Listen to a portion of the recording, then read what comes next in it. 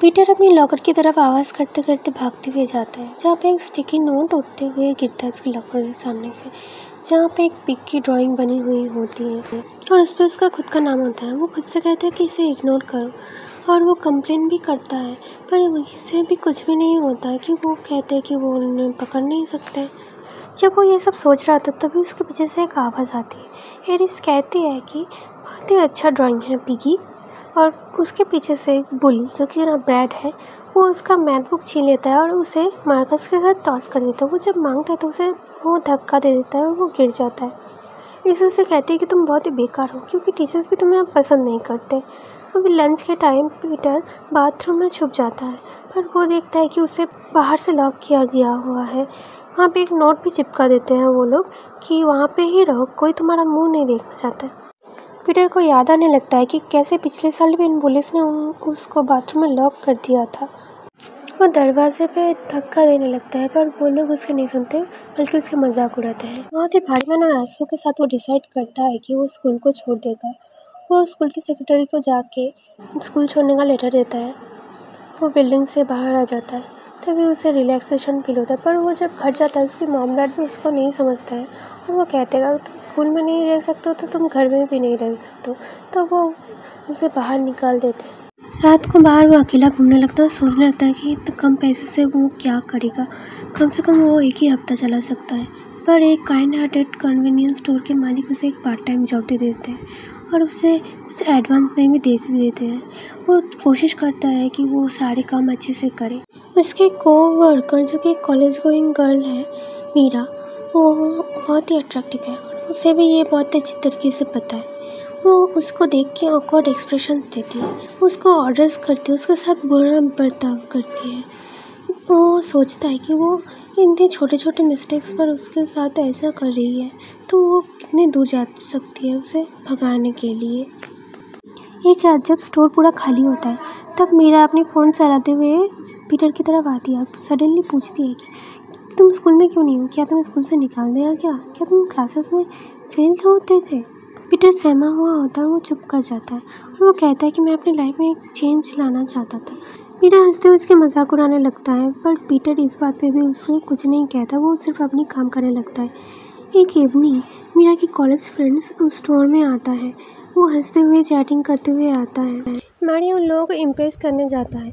Peter कोशिश करता है कि ताकि वो कहीं पर छुप जाए, पर उसके फ्रेंड उसे देख लेते हैं और कहते हैं कि ये कौन है, क्या ये कोई नया हेल्पर है?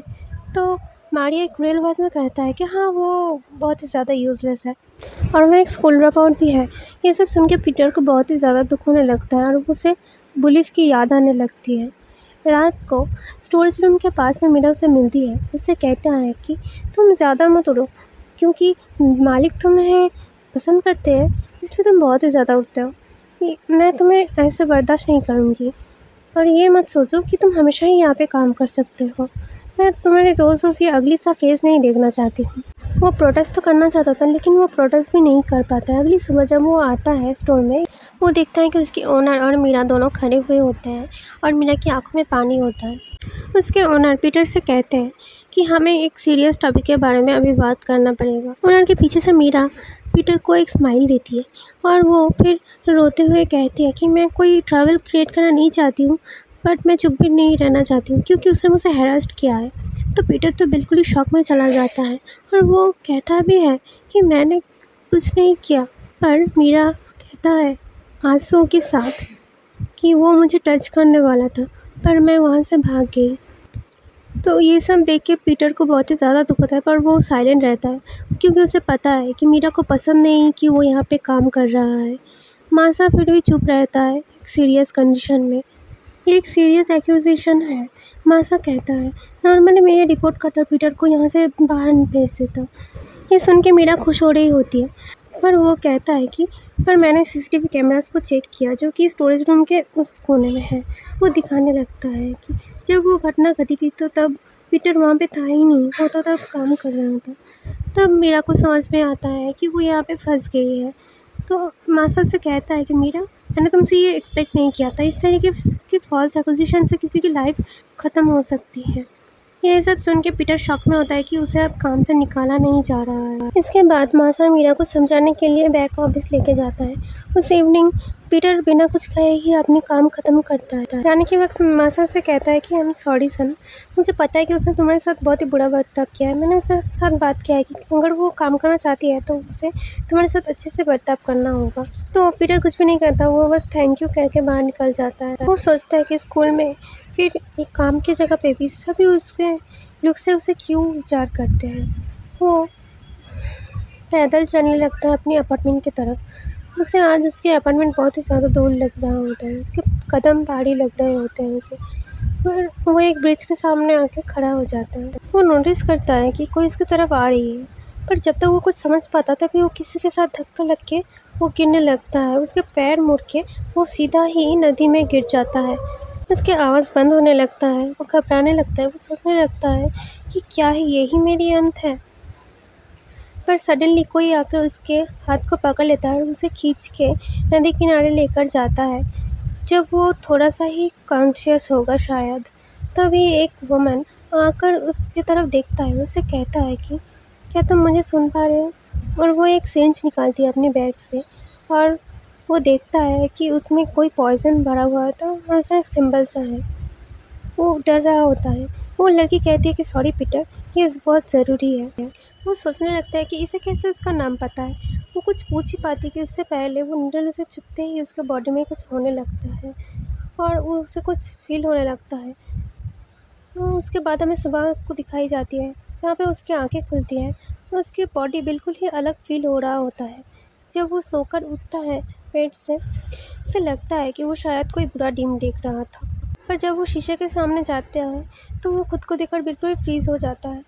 वो देखने लगता है क्या ये यंग लड़का वही है जो कि एक ओवरसाइज़ क्लॉथ में खड़ा हुआ है। उसके फेस और जॉलाइन बिल्कुल ही शार्प है, उसकी वॉइस भी चेंज हो गई है। ये सब देख के उसके हार्ट बीट तेज़ होने लगता है, उसके सारे मसल्स उसे बहुत ही हार्ड फील होने लगता है। उसे लगने लगता है कि अगर वो बाथरूम के लॉक को ज़्यादा ज़ोर से पकड़ेगा तो शायद वो टूट जाएगा। वो देखने में बिल्कुल एनिमे या टीवी के हीरो जैसे लग रहा था। उसकी मेमोरीज याद आने लगती हैं, वो ब्रिज वहाँ से गिर जाना, उस लड़की का उसे इंजेक्शन देना, ये सभी ने ही शायद उसके साथ कुछ किया है। वो अपने बिस्तर में बैठकर सोचने लगता है कि वो उसका नाम जानती है और वो उसे घर भी ले आई है इंजेक्शन देने के बाद, पर वो एक्चुअल में है कौन? ये सब वो सोचने लगता है और उसका दिमाग ख़राब होने लगता है। पर वो जल्दी में जाता है और अपनी सालों पुराने कपड़ों को निकालता है और देखता है कि वो शर्ट और स्वेट पैंट जो वो मिडिल स्कूल में पहनता था वो अब उसे फिट हो रहे हैं। जब वो फ़ोन देखता है अपनी तो उसे पता चलता है कि ऑलरेडी उसकी शिफ्ट शुरू हो चुकी है और वो ज़्यादा सो चुका है। तो वो अब बाहर जाके चलने लगता है और उसकी बॉडी लाइट फील हो रही होती है और उसे पावरफुल भी लग रहा होता है।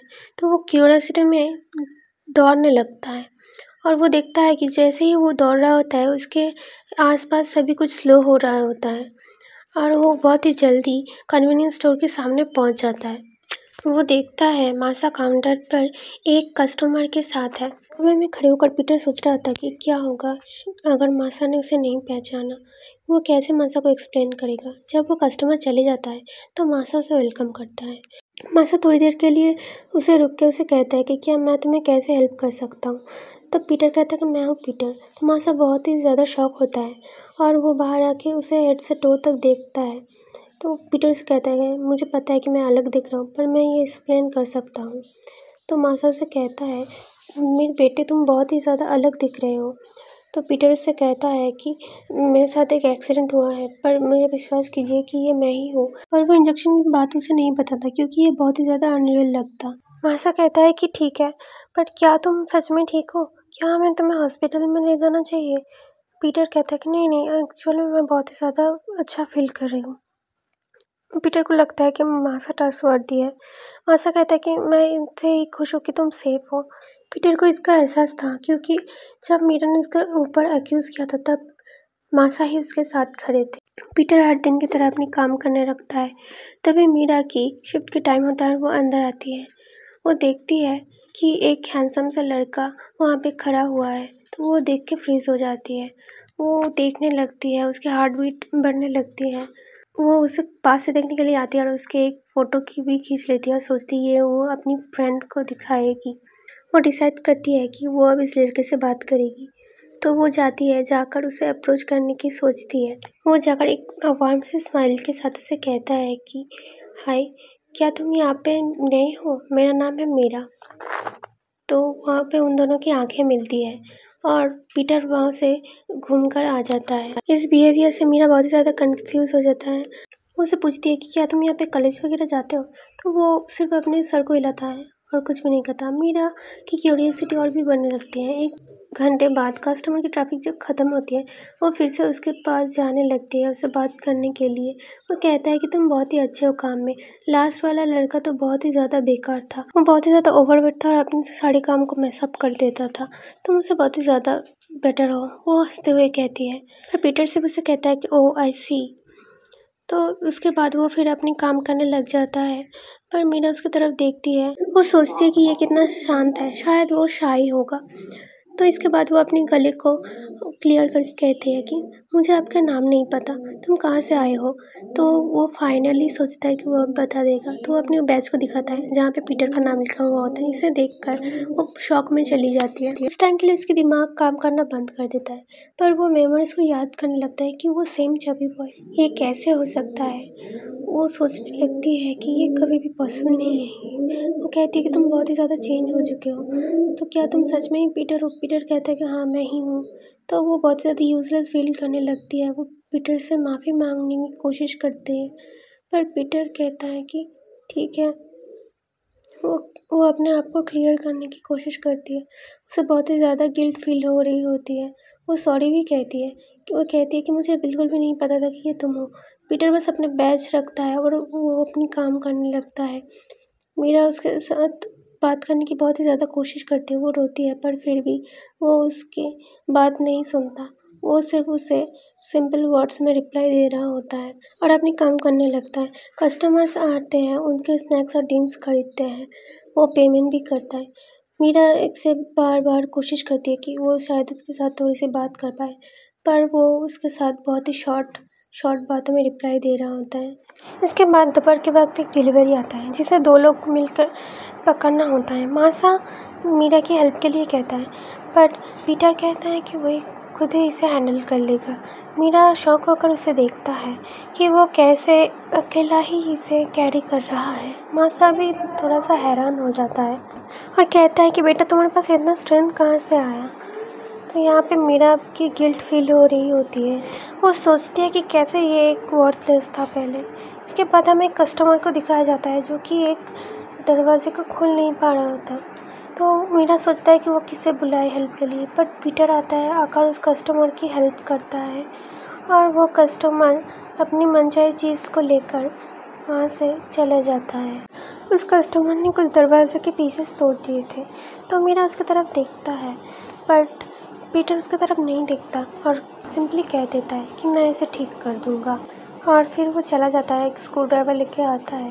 मासा उसे देखता है और कहता है कि ये बहुत ही अच्छी बात है कि इस हेल्पर का होना जो बहुत ही ज़्यादा स्ट्रांग है, बट फिर भी उसके आँखों में एक अनजानी सी क्वेश्चन दिख रहा होता है और वो सोचता है कि ये कितना ज़्यादा चेंज हो गया है।